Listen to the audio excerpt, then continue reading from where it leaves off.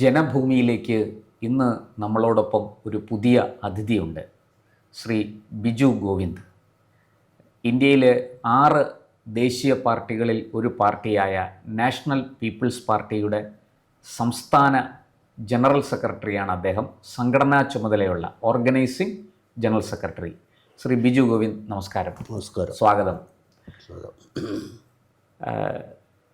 താങ്കൾ ഈ NPPയുടെ പ്രവർത്തനം കേരളത്തിൽ ആരംഭിച്ചപ്പോൾ തൊട്ട് ജനറൽ സെക്രട്ടറിയായിട്ട് ഇതിനോടൊപ്പമുണ്ട്. കഴിഞ്ഞ ഏതാനും പതിറ്റാണ്ടുകളായിട്ട് കേരള രാഷ്ട്രീയത്തിൽ പ്രവർത്തിക്കുന്ന ആളാണ്. കഴിഞ്ഞ ദിവസം നമ്മുടെ കേരളത്തിൽ ശ്രീമാൻ രാഹുൽ ഗാന്ധി കോൺഗ്രസ് സംഘടിപ്പിച്ച KPCC സംഘടിപ്പിച്ച മഹാപഞ്ചായത്തിൽ പങ്കെടുക്കാൻ വേണ്ടി കൊച്ചിയിലെത്തി. അവിടെ ഒരു ബംഗാളി, ഒരു ഇതര സംസ്ഥാന തൊഴിലാളിയാണ്, ബംഗാളിൽ നിന്ന് വന്ന ഒരാൾ, ഒരു ചെറുപ്പക്കാരൻ ഒരു ചോദ്യം ചോദിച്ചു. ആ ചോദ്യം ബംഗാളും കേരളവും താരതമ്യം ചെയ്ത് കേരളത്തിൽ എന്തുകൊണ്ട് ഇത്രയും വലിയ പുരോഗതി, ഇത് ബംഗാളിൽ ഉണ്ടായില്ലല്ലോ, കേരളത്തിലും കമ്മ്യൂണിസ്റ്റ് പാർട്ടിയുണ്ട്, ബംഗാളിലും കമ്മ്യൂണിസ്റ്റ് പാർട്ടിയുണ്ട്, രണ്ടിടത്തും കോൺഗ്രസും ഉണ്ടായിരുന്നു, കോൺഗ്രസും ഭരിച്ചിട്ടുണ്ട്, ഇതൊക്കെയാണ് ആ ചോദ്യത്തിൻ്റെ ആന്തരികാർത്ഥം. പക്ഷേ എന്തുകൊണ്ട് ബംഗാളിൽ ഈ പുരോഗതി കൈവരിക്കാൻ സാധിച്ചില്ല എന്ന ആ ചോദ്യത്തിന് ഒരു ഉത്തരവും പറയാതെ രാഹുൽ ഗാന്ധി പെട്ടെന്ന് വേദി വിട്ടു പോവുകയായിരുന്നു. ഈ ചെറുപ്പക്കാരനെ കോൺഗ്രസ് നേതാക്കൾ പിന്തിരിപ്പിക്കുന്നതും കണ്ടു. എന്തുകൊണ്ടാണ് ഇങ്ങനെ സംഭവിച്ചത്? എന്തുകൊണ്ടായിരിക്കും രാഹുൽ ഗാന്ധി ഈ ചോദ്യത്തിന് ഉത്തരം പറയാതെ ഒഴിഞ്ഞു മാറിയത്? അങ്ങേക്ക് ഒരു ദേശീയ പാർട്ടിയുടെ സംസ്ഥാന ജനറൽ സെക്രട്ടറി എന്നുള്ള നിലയ്ക്ക് അങ്ങേക്ക് ഈ കാര്യത്തിൽ എന്താണ്? കോൺഗ്രസ് എന്ന് പറയുന്ന ദേശീയ പ്രസ്ഥാനം ഉയർത്തിക്കാട്ടുന്ന പ്രധാനമന്ത്രി സ്ഥാനാർത്ഥിയായിരുന്നു ശ്രീ രാഹുൽ ഗാന്ധി. അതെ, അദ്ദേഹം പ്രധാനമന്ത്രി സ്ഥാനാർത്ഥിയാണ്. സംഘടനാ ജനറൽ സെക്രട്ടറി ഉള്ള KC വേണുഗോപാൽ ഒരു അഭിമുഖത്തിൽ പറഞ്ഞത്, അദ്ദേഹത്തെ പോലൊരു മിടുക്കനായ നേതാവില്ല, ഏത് വിഷയം കൊടുത്താലും അദ്ദേഹം സംസാരിക്കുമെന്ന് പറഞ്ഞു. ഞാൻ ഇൻ്റർവ്യൂവിൽ കണ്ടതാണ്. പക്ഷേ അദ്ദേഹം KC വേണുഗോപാലും സംഘടനാ ജനറൽ സെക്രട്ടറിയായി ചുമതലയെടുത്തതിന് ശേഷം ഇന്ന് വരെ നടന്ന പല തെരഞ്ഞെടുപ്പുകളിലും കോൺഗ്രസ് അധപ്പതനമായി പോയിരിക്കുകയാണ്. കോൺഗ്രസിന് വലിയ പരാജയം ഉണ്ടായിരുന്നു. ഈ പരാജയത്തിനൊക്കെ കാരണം ഈ രാഹുൽ ഗാന്ധിയെ വെച്ച് ഈ ഇലക്ഷന് നേരിട്ടാൽ ഇനിയും ഇന്ത്യയിൽ തന്നെ കോൺഗ്രസ് ഇല്ലാതാവും. കാരണം ഇന്ന് രാഹുൽ ഗാന്ധി ഈ ഒരു ചോദ്യത്തിന് പോലും മറുപടി പറയാൻ അദ്ദേഹത്തിന് കഴിഞ്ഞില്ല. പഠിച്ചത് മാത്രം പാടുന്ന ഒരു നേതാവാണ് രാഹുൽ. അതായത് അങ്ങ് പറയുന്നത് ഔട്ട് ഓഫ് സിലബസ് ആയ ഒരു ക്വസ്റ്റ്യൻ വന്നു, സിലബസിൽ ഇല്ലാത്തൊരു ചോദ്യം വന്നതുകൊണ്ടാണ് രാഹുൽ ഗാന്ധി പെട്ടെന്ന്. തീർച്ചയായും അതിന് ശരിക്കും പഠിച്ച നമ്മൾ SSLCക്കും പ്രീ ഡിഗ്രിക്കും ഒക്കെ പിള്ളേരൊന്നും പഠിക്കത്തില്ലേ, പഠിച്ചതിന് ഉത്തരം പറയുക എന്ന് പറയുന്ന ജോലി മാത്രമാണ് രാഹുൽ ഗാന്ധി ചെയ്യുന്നത്.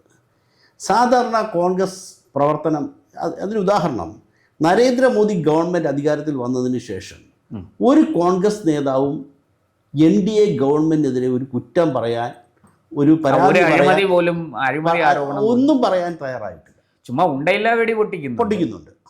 അപ്പം അങ്ങനെ ആകെ പറഞ്ഞിട്ടുള്ളത് ഈ രാഹുൽ ഗാന്ധിയാണ്.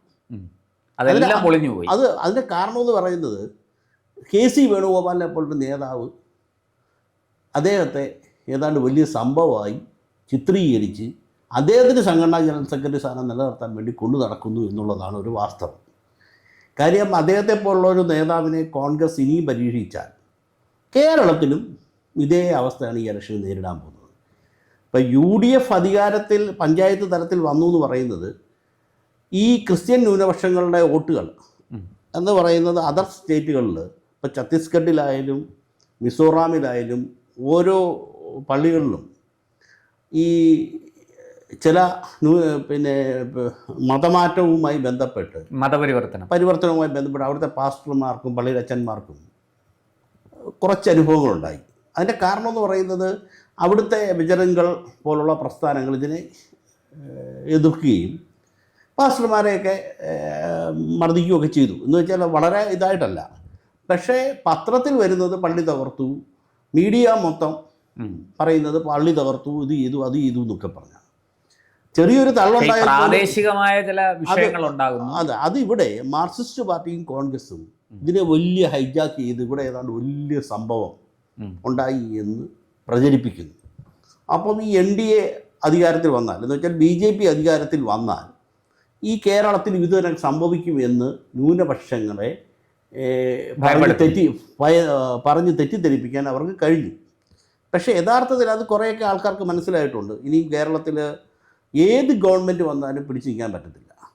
കാര്യം ഉമ്മൻചാണ്ടി സർക്കാർ ഇറങ്ങിയപ്പോൾ 1,60,000 കോടി രൂപയുടെ കടവാണെങ്കിൽ ഈ 9 വർഷം കൊണ്ട് ഏതാണ്ട് 6 ലക്ഷം കോടി രൂപയുടെ കടവാക്കി മാറ്റി. അപ്പം ഏതൊരു കാര്യത്തിലും വികസന പ്രവർത്തനങ്ങളൊന്നുമില്ല.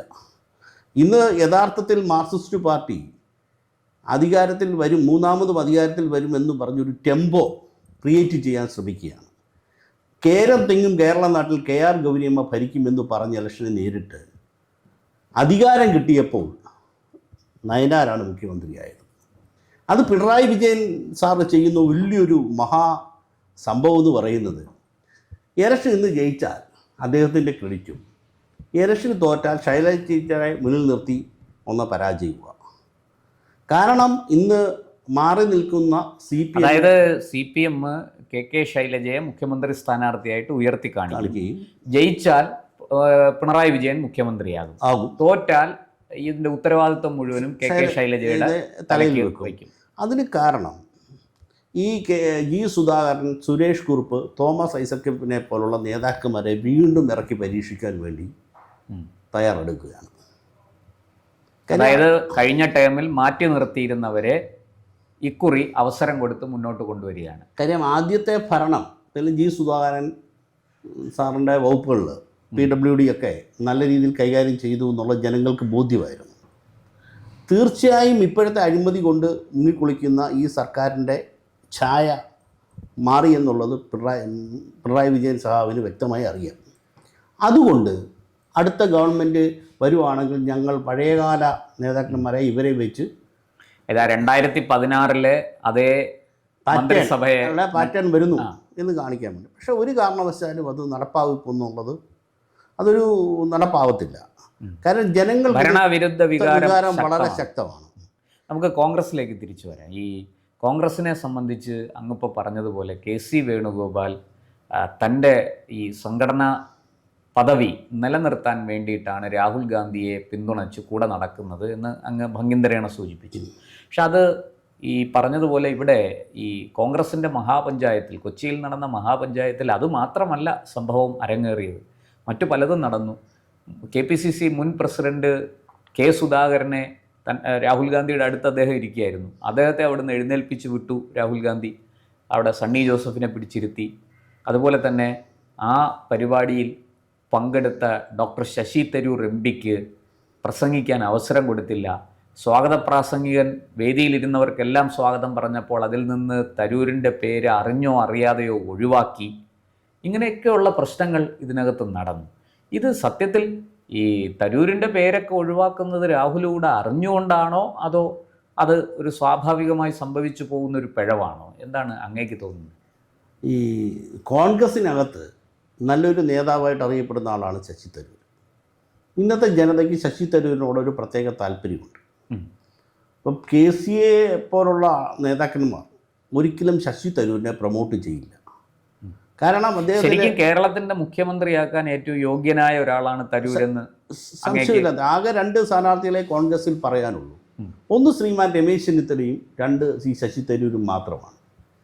കാരണം രമേശ് ചെന്നിത്തല ആഭ്യന്തരമന്ത്രിയായിരുന്ന കാലത്ത്, അദ്ദേഹം പ്രതിപക്ഷ നേതാവായിരുന്ന കാലത്തും കോൺഗ്രസ്സിൽ അദ്ദേഹം കൊണ്ടുവന്ന പല കാര്യങ്ങളും, അഴിമതി കാര്യങ്ങൾ അന്ന് ഈ കൊറോണ കാലമായതുകൊണ്ട് ശ്രദ്ധിക്കപ്പെടാതെ ഇപ്പൊ തന്നെ ആഭ്യന്തരമന്ത്രിയായിരുന്ന അദ്ദേഹം പോലീസിനെ ഭംഗിയായിട്ട് ഭരിച്ചു. യാതൊരു പരാതികളും അദ്ദേഹത്തിനെതിരെ ഇത് രണ്ടാമത്തെ കാര്യം എന്ന് പറഞ്ഞാൽ ഇപ്പൊ തന്നെ ശബരിമല കൊള്ള, ഡി മണിയെ പോലുള്ള കാര്യങ്ങൾ അദ്ദേഹം കൊണ്ടുവന്നു. അപ്പം അദ്ദേഹത്തിനെ സംബന്ധിച്ച് കുറച്ച് രമേശ് ചെന്നിത്തലയും ശ്രീ ശശി തരൂരും മാത്രമാണ് കേരളത്തിലെ മുഖ്യമന്ത്രിയാകാൻ സാധ്യതയുള്ള നേതാക്കന്മാർ. ഇത് ശശി തരൂർ വീണ്ടും കേരളത്തിൽ ശക്തിയാർജിച്ചു വന്നാൽ എൻ്റെ സ്ഥാനം നഷ്ടപ്പെടുമോയെന്ന് KC വേണുഗോപാൽ ഭയക്കുന്നു. കാരണം ഇവിടുത്തെ സാധാരണ ജനങ്ങളുടെ ഇടയിൽ കോൺഗ്രസിലൊരു അംഗീകാരമുള്ള നേതാവാണ് ശശി തരൂർ. ആ ശശി തരൂർ വീണ്ടും ശക്തിയായി വരാതിരിക്കുവാൻ വേണ്ടി കോൺഗ്രസ്സിലെ ഒരുപറ്റം നേതാക്കന്മാർ അത് ബുദ്ധിപരമായി കളിക്കുന്നു. അതിന് ചിലപ്പം KC വേണുഗോപാലിൻ്റെ അറിവോടുകൂടി രാഹുൽ ഗാന്ധി അതിന് ചുക്കാൻ പിടിച്ചതായിരിക്കാം. അല്ലെങ്കിൽ രാഹുൽ ഗാന്ധി ഒരിക്കലും അത് ചെയ്യരുതല്ലോ. എന്തായാലും ആ സംഭവത്തോടു കൂടി കോൺഗ്രസ്സിൽ ഒരു ഐക്യമില്ല എന്നുള്ളത് സാധാരണ ജനങ്ങൾക്ക് ബോധ്യപ്പെട്ടു. കോൺഗ്രസും തുടർഭരണം വരുത്തില്ല എന്നൊരു ബോധ്യത്തിലേക്ക് വരാൻ ഇത് കാരണമാവുമെന്നാണ് എൻ്റെ വിശ്വാസം. തീർച്ചയായിട്ടും നമുക്ക് കാത്തിരിക്കാം. ഈ പറഞ്ഞതുപോലെ മഹാപഞ്ചായത്തിൽ ഇത്തരം താളപ്പിഴകളൊക്കെ ഉണ്ടായി, വീഴ്ചകളുണ്ടായി, ഒക്കെ ശരിയാണ്. പക്ഷേ തദ്ദേശ തെരഞ്ഞെടുപ്പിൽ കോൺഗ്രസ് നേടിയ മിന്നുന്ന വിജയം അവർക്ക് വലിയ ആത്മവിശ്വാസം കൊടുത്തിരിക്കുകയാണ്. ഇനി ഏതാനും ശരിക്കും പറഞ്ഞാൽ ഒരു 2-3 മാസം മാത്രമേ ഉള്ളൂ. നമുക്ക് നോക്കാം എന്താണ് സംഭവിക്കുക എന്നുള്ളത്. കോൺഗ്രസ് ആണോ, കോൺഗ്രസ് നയിക്കുന്ന UDF ആണോ, അതോ CPM നയിക്കുന്ന LDF ആണോ കേരളം ഭരിക്കാൻ പോകുന്നത് എന്നുള്ളത് നമുക്ക് താമസിയാതെ നേരിട്ട് തന്നെ മനസ്സിലാകും. കൂടുതൽ വാർത്തകളും വിശേഷങ്ങളും നേരിട്ട് ലഭിക്കാൻ ജനങ്ങളിൽ നിന്ന് ജനങ്ങളിലേക്ക് ജനഭൂമി ന്യൂസ് സബ്സ്ക്രൈബ് ചെയ്യൂ. ബെൽ ബട്ടൺ അമർത്താനും മറക്കരുത്.